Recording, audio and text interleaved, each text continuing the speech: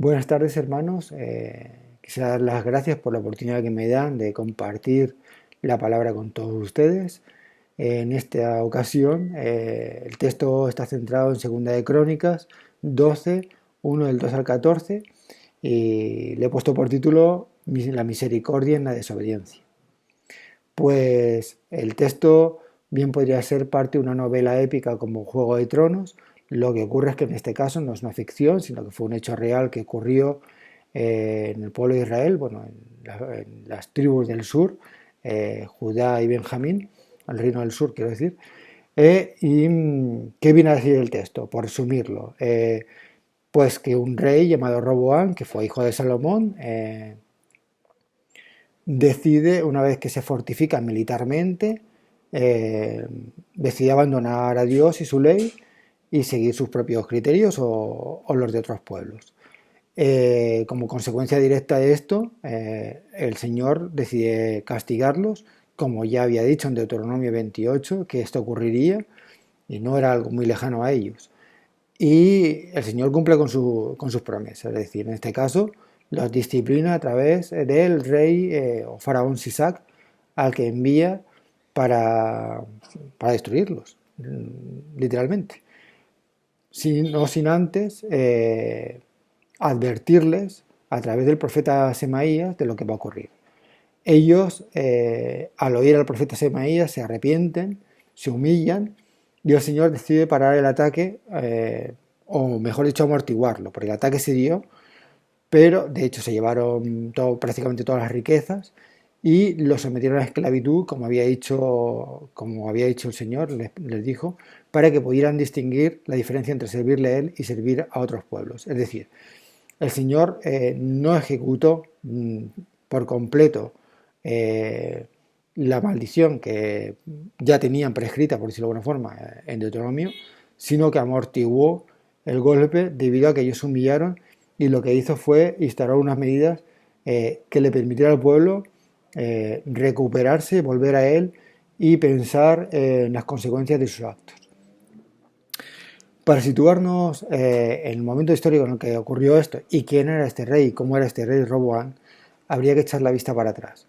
Entonces, ¿qué ocurrió? No hace muchos años, no hacía muchos años de todo esto, el pueblo de Israel había estado vagando por el desierto durante 40 años debido a su desobediencia y una vez la primera generación, la generación que salió de Egipto, falleció, Josué lideró al pueblo para introducirse en la tierra prometida y conquistar pues, a los diferentes pueblos que había en Canaán.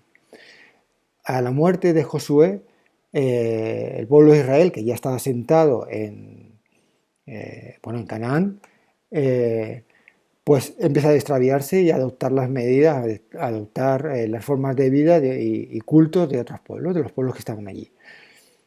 Como consecuencia de esto, el Señor los abandona, entre comillas, a su propio destino y ellos son oprimidos por los pueblos que estaban en Canaán, al punto de que cada cierto tiempo ellos oran al Señor prometiendo fidelidad, prometiendo que van a volver a Él, y el Señor les envía un libertador, un juez, que los salva de estos pueblos y durante un periodo de obediencia, pues esto se mantiene así. Pero es un ciclo continuo en el que obedecen, desobedecen, en la desobediencia viene la esclavitud, después vuelven a obedecer, el Señor los libera y así. Uno de estos jueces fue Sansón, que fue de lo peor. Pero bueno, es que ninguno de los jueces se puede considerar que fuera un juez justo y bueno, sino que el Señor trabajaba con lo que había y con eso iba liberando a su pueblo, ¿no?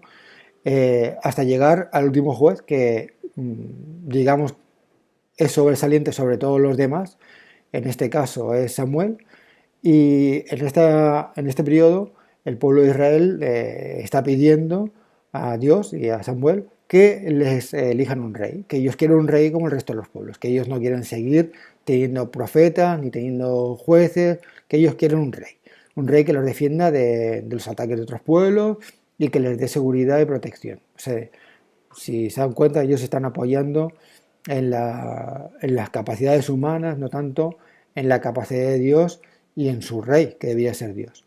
El Señor les advierte lo que va a pasar, les advierte que eso va a conllevar que tengan que pagar muchos tributos, que tengan que además mandar a sus hijas y a sus hijos para servir a ese rey militarmente, en fin, una serie de consecuencias duras, pero ellos dicen que no, que ellos prefieren tener un rey que seguir así.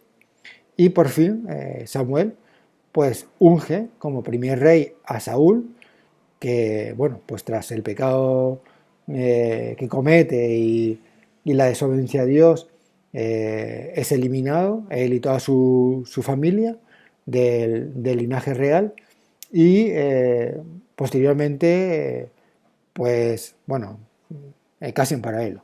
Eh, Samuel unge como rey a David. Con David se alcanza el mayor esplendor militar y también en extensión geográfica que ha tenido Israel, y con su hijo Salomón se alcanza el mayor esplendor económico y comercial que se había conocido hasta el momento en Israel y que yo creo que hasta el día de hoy, en comparación. Eh, como vemos en el texto, bueno, no lo dice, pero no lo dice justo en el texto que hemos leído, pero sí anteriormente, uno de los hijos de Salomón fue Roboán, que es del rey que estamos hablando. Roboán, ¿qué sabemos de él? Pues sabemos que fue un rey que se crió en una sociedad próspera, sin problemas. Él no había vivido ninguna crisis bélica ni militar, no había tenido guerras, no, tampoco había tenido dificultades económicas, todo lo contrario, posiblemente se había educado con la mejor educación hasta ese momento que se podría dar, no solamente religiosa, sino también cultural. Además, por lo que sabemos de Roboam, parece que fue una persona que no estaba muy centrado en los decretos del Señor, quiero decir, no es que no los conociera, sino que para él no era una prioridad, y esto lo sabemos por las decisiones que fue tomando. También sabemos que tenía bastantes carencias como político y como estratega, es decir, que las decisiones que tomaba ni siquiera estaban basadas en la necesidad del pueblo, más bien eran demostrar su poder, su fuerza y su propia autocomplacencia. Y de hecho, prácticamente la primera decisión que toma tras estar en el trono es tan mala que hace que se divida el reino del norte y del sur. Bueno, esto ya estaba profetizado y anunciado por el Señor a Salomón, pero es evidente que casi en tu primera decisión provocar esta división es, vamos, de lo peor. Y ocurrió así porque se guió de los consejeros que eran afines a él, consejeros que se habían criado con él, amigos suyos, que posiblemente tenían la misma forma de pensar que él, en vez de guiarse por personas más experimentadas, personas más mayores y también de humillarse al Señor. Él lo que quiso demostrar era su poder y su valía y bueno, pues llevó a una división. Y poco después, la cosa fue tan grave que poco después pudieron entrar en una guerra civil y destruirse las tribus del norte y del sur. Cosa que paró el Señor, mandando al profeta Semaías y diciéndole que no tuvieran guerra entre ellos, que al final eran hermanos y eran un mismo pueblo. Bueno, pues como consecuencia de esto, lo que hizo Roboán, ¿vale? No llegaron a la guerra, pero lo que hizo él fue fortificarse militarmente, más pensando en las tribus del norte, es decir, en el norte de Israel, que en otros pueblos. Y el ataque vino justamente por donde menos esperaba, por el sur de Egipto. Él cuando, y estamos llegando al punto en el que empieza el texto, cuando decide, cuando cree que ya está seguro, que ha fortificado todas sus ciudades y ha amurallado Jerusalén y bueno, que tiene un ejército con el que él se encuentra firme y que sus estrategas están puestos en todos sus sitios, entonces es cuando decide olvidarse de Dios. Posiblemente esto no fue algo, bueno, ahora voy y me olvido de él. Seguramente fue un proceso en el que él poco a poco fue apartándose de las leyes del Señor. La cuestión es que él empieza prácticamente un reinado con una división política, no solamente política, sino también religiosa, eh, y grave, porque los sacerdotes levitas del norte tienen que emigrar al sur porque Jeroboam, el dirigente de las tribus del sur, pues los persigue al punto de matarlos y además no quiere que ejerzan su ministerio porque para él es un riesgo. Él ve como riesgo que la gente adore a Dios porque piensan que se van a volver a Judá, a la tribu de Judá, y van a mirar hacia Jerusalén y que al final a él lo van a destituir. Entonces emprende pues una lucha contra el sistema religioso que había instaurado el Señor. Así que son momentos difíciles. Curiosamente, Roboam nunca había vivido, como hemos dicho, ninguna crisis ni militar ni económica, pero va a tener que hacer frente a toda esta situación. Y uno piensa que en medio de todo esto, lo lógico es apegarse al Señor y a sus decretos, pues buscar la sabiduría en Él, como hizo David y como hizo Salomón al principio, pero no, curiosamente hace lo contrario. Y nos debemos preguntar si nosotros como líderes hacemos lo mismo. Es decir, ¿qué hacemos cuando estamos en una situación de crisis? ¿Lo buscamos al Señor o lo que hacemos es buscar protección económica, seguridad social? Me refiero a amigos, relaciones, etcétera. Y cuando nos sentimos seguros, decidimos que, bueno, que al final la Biblia, pues mira, es un libro escrito y que tiene cosas muy bonitas, pero que no nos va a salvar de nada, ni él ni nadie. Es decir, aquí te buscas la vida como puedes y a sobrevivir y ya está. Que fue prácticamente lo que hizo Roboam. Es decir, eh, bueno, pues es algo que nosotros debemos pensar sobre cómo actuamos en momentos de dificultades. Lo cierto es que cuando actuamos de esta manera vienen consecuencias prácticamente inmediatas. Inmediatas no me refiero de hoy para mañana, que has desobedecido o que has pecado en algo y que de repente te cae toda la maldición de Dios y todo esto. No es así. Es decir, de hecho, se ve claro que, por ejemplo, una campaña militar tarda mucho tiempo en ejecutarse y planificarse. Es decir, nadie va a la guerra sin antes medir exactamente cómo es tu enemigo, dónde están sus fortificaciones. Es decir, tienes que tener un plan y además enviar un ejército desde Egipto, por ejemplo, hasta Jerusalén es tiempo, ¿eh? Eso lleva un tiempo, no es una cuestión inmediata. Es decir, aquí estamos hablando de años de planificación y de un tiempo después, desde que has decidido ejecutar ese ataque, un tiempo hasta que llegas a la frontera largo. Es decir, que ellos ya estaban inmersos en me he olvidado de Dios de forma prácticamente definitiva. Es decir, no es una cosa de que yo peco puntualmente y entonces me cae toda la maldición de Dios. No, no es eso. Estamos hablando de que te has olvidado de Dios. Te has olvidado, ya no hay lectura de la palabra, ya no te reúnes con los hermanos, ya no buscas para nada complacer a Dios, no estamos buscando su voluntad. Es decir, vivimos como cualquier otro ciudadano del mundo, mejor o peor, pero nos hemos olvidado de Él. Ya no está en nuestro sistema de valores, no está en nuestro sistema de vida. A eso es a lo que me refiero. ¿Cuáles son las consecuencias? Pues las consecuencias nos las muestra este texto, ¿no? Que el Señor no nos va a dejar. Es decir, Él no nos va a dejar.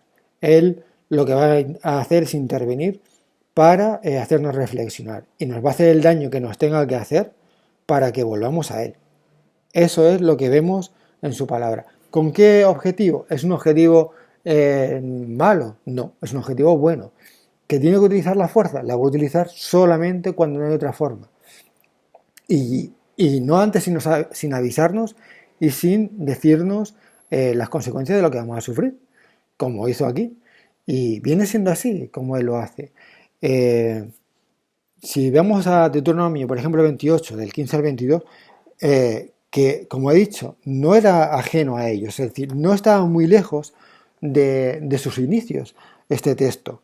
¿Y qué es lo que dice Deuteronomio 28, del 15? Dice, pero si te niegas a escuchar al Señor tu Dios y no obedeces los mandatos y los decretos que te entrego hoy, Caerán sobre ti las siguientes maldiciones y te abrumarán. Tus ciudades y tus campos serán malditos. Tus canastas y tus paneras serán malditas. Tus hijos y tus cosechas serán malditos. Las crías de tus rebaños y manadas serán malditas. Vayas donde vayas y en todo lo que hagas serás maldito. El propio Señor te enviará maldiciones, desorden y frustración en todo lo que hagas, hasta que por fin quedes totalmente destruido por hacer lo malo y por abandonarme.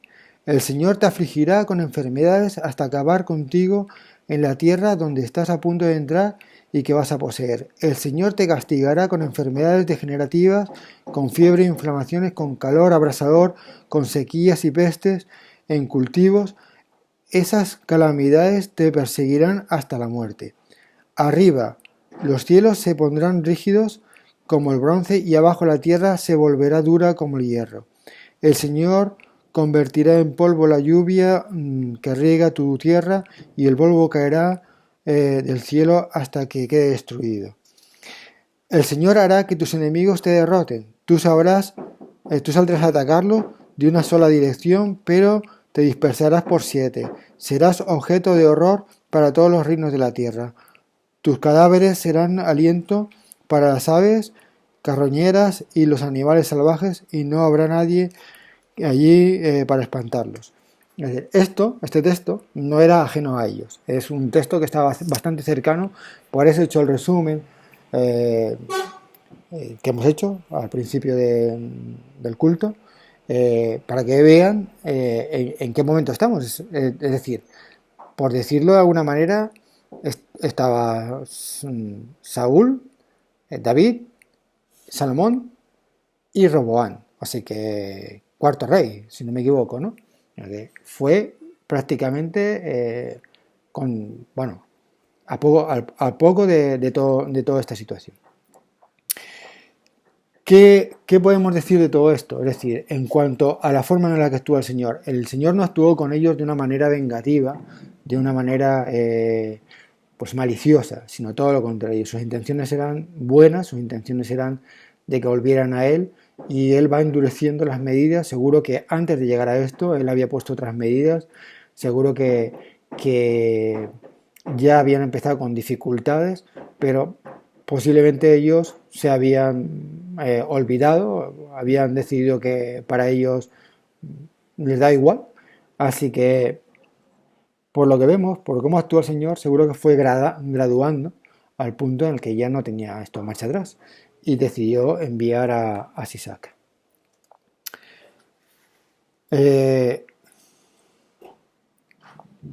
Algo que me llama la atención en todo esto es lo que se dice en el versículo, me parece que es el versículo 14, versículos 9 y 10, que dice, si los leemos, dice: tiempo después, el rey Roboán los reemplazó con escudos de bronce y los confió al cuidado de los comandantes de la guardia, quienes protegían la entrada del palacio.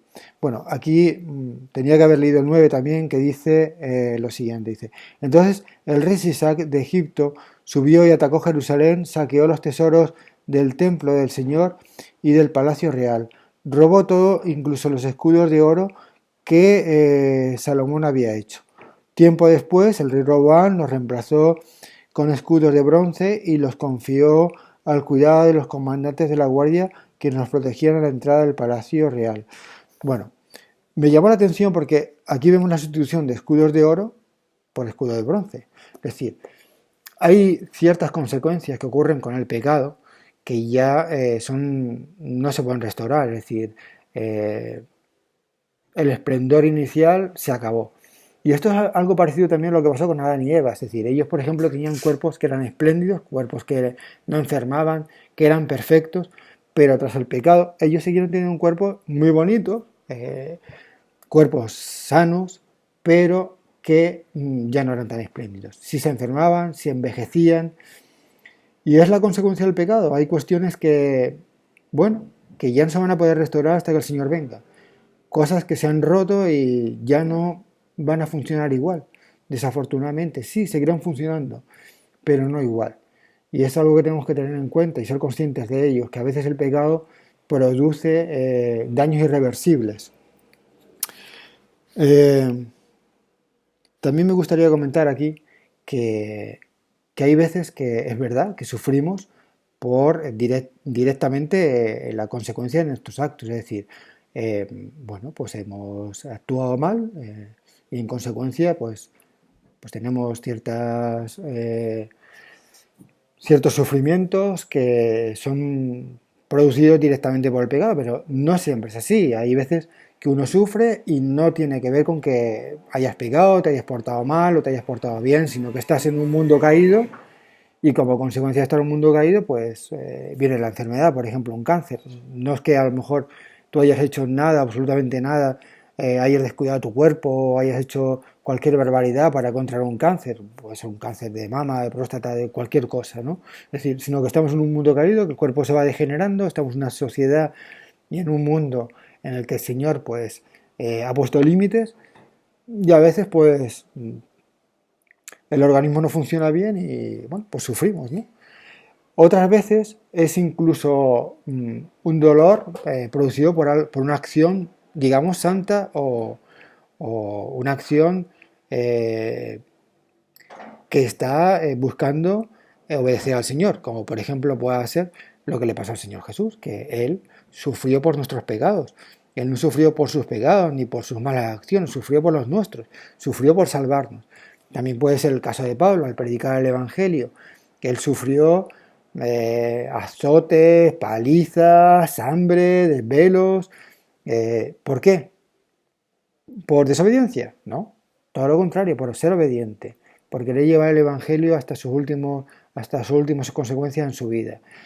Puede ser también el caso nuestro de alguien que está sirviendo al Señor, viene en su trabajo, que es su ministerio, donde el Señor lo ha puesto, puede ser una enfermera que se pincha con una aguja, puede ser un carpintero que se corta una mano, una sierra, es decir, pueden ser mil cosas que debido al ministerio que está desarrollando para el Señor, tanto ministerio laico como eclesial, es decir, tanto fuera como dentro de la iglesia, es parte de la obra del Señor, parte de lo que Él nos ha dado para hacer. Pues bueno, pues sufras una desgracia y sufras por ello, ¿no?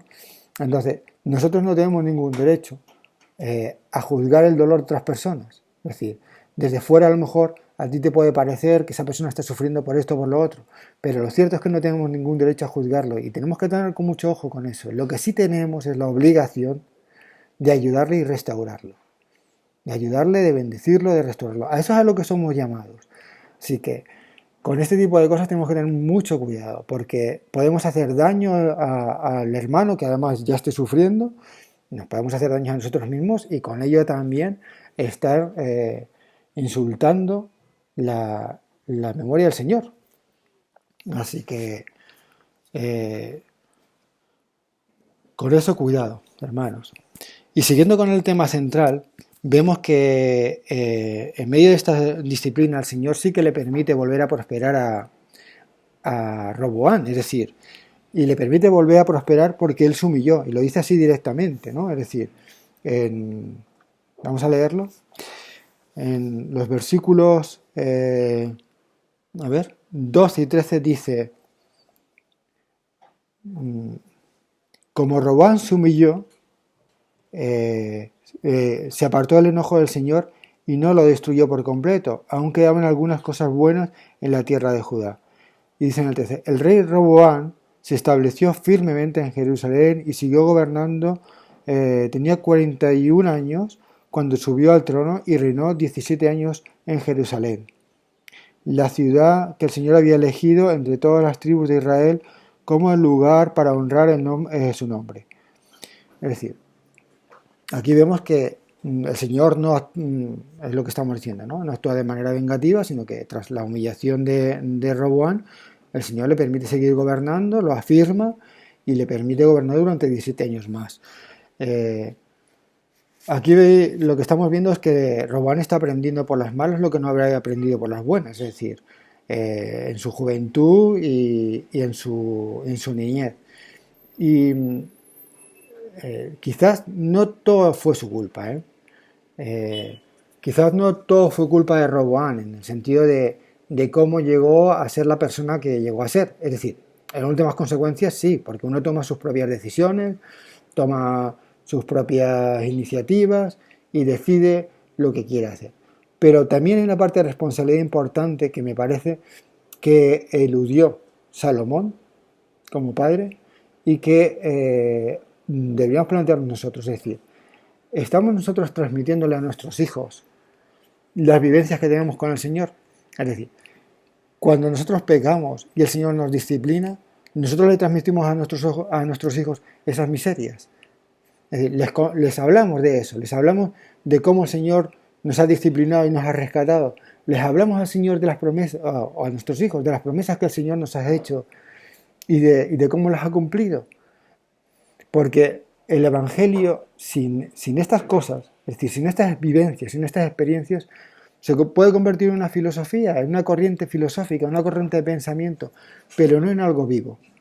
Y lo cierto es que el Señor no es una corriente filosófica. El Señor es una persona que se quiere relacionar con nosotros, que se relaciona, que nosotros demanda culto y adoración, porque es así como nos hizo y cómo funcionamos. Y cuando nosotros le damos ese culto y esa adoración, es cuando todo funciona, porque estamos diseñados para ellos.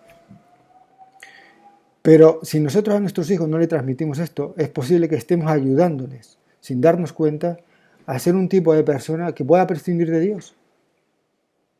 Y creo que esto es lo mismo que le pasó a Roboam. Aquí debemos andarnos con cuidado, hermanos. Debemos meditar sobre el tema y plantearnos si les estamos transmitiendo de verdad a nuestros hijos, y ya no solamente a nuestros hijos como familia, sino también en la iglesia.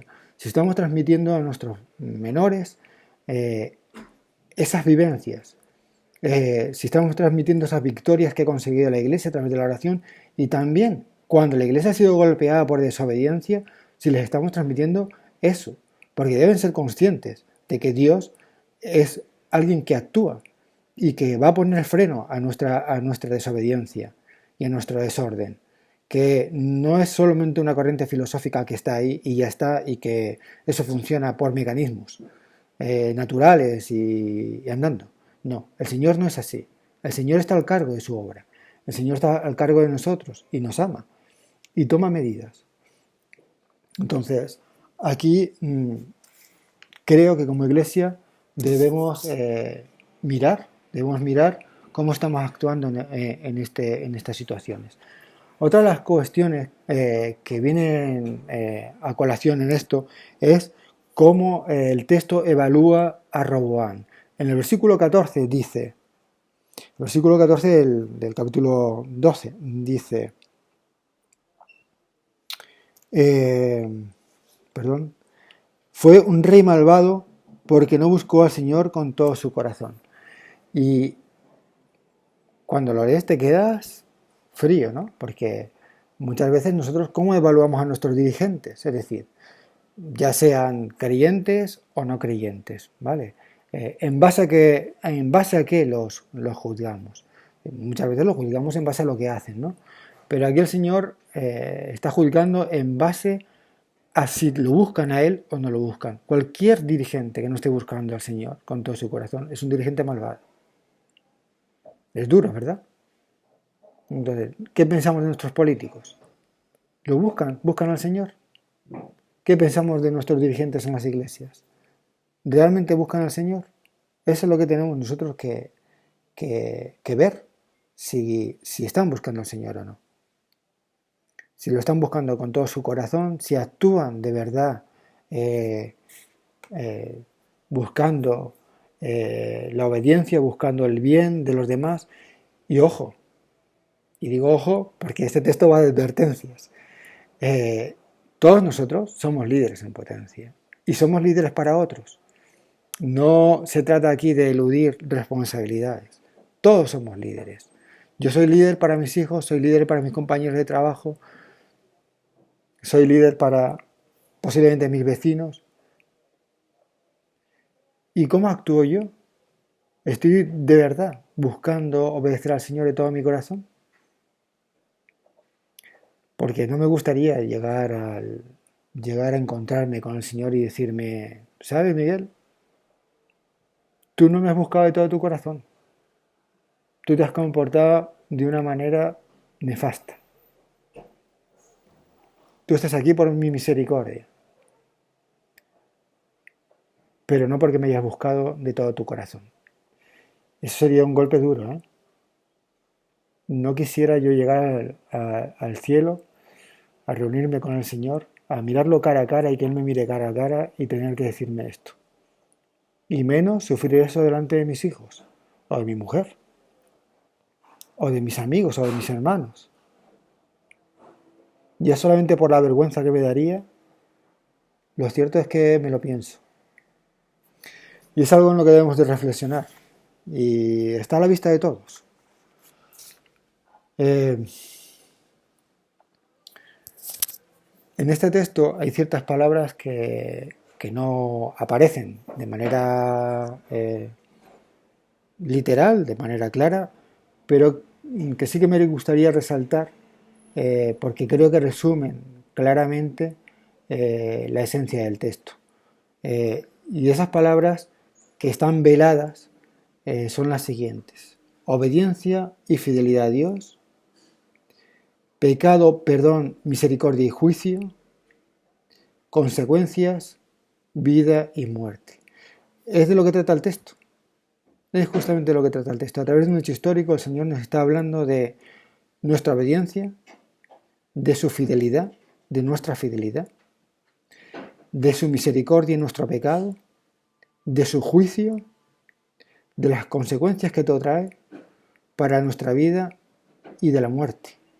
Nos lo expone de una manera clara a través de un hecho histórico que podemos ver, que podemos comprobar en los libros de historia y que no nos deja lugar a duda de que el Señor es una persona que actúa, que modifica la historia, que como hemos dicho muchas veces, por encima del pensamiento de cualquier gobernante, Él está, y sin obligarlos es capaz de llevar la vida y la muerte a donde Él quiere. Así que estamos ante un Dios muy serio. No estamos ante un Dios de juguete, ante un niño Jesús, ante un Diosito que hacemos a nuestra manera. Le quitamos esto, le ponemos lo otro. No, a Dios no lo vamos a poder dominar. A Dios no lo vamos a educar. A Dios no lo vamos a doblegar. Él es quien manda y nosotros debemos servirle.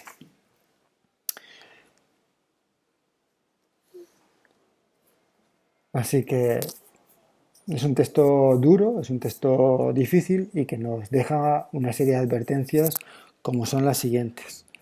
Ojo con el ejemplo que le damos a nuestros hijos. No nos vaya a pasar lo que a Salomón.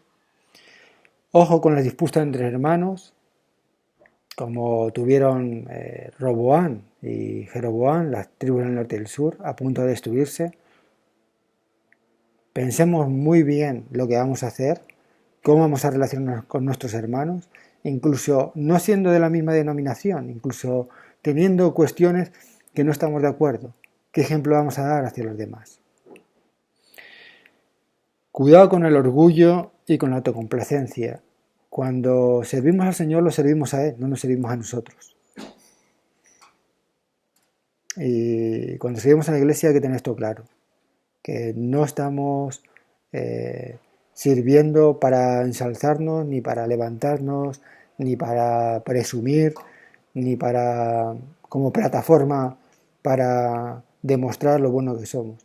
Debemos servirle por amor y debemos servirle con un corazón humilde y honesto, es decir, a ayudar en lo que podemos con la idea de que el reino de Dios se extienda lo máximo posible y de ayudar a nuestros hermanos, de tener la vista puesto en eso.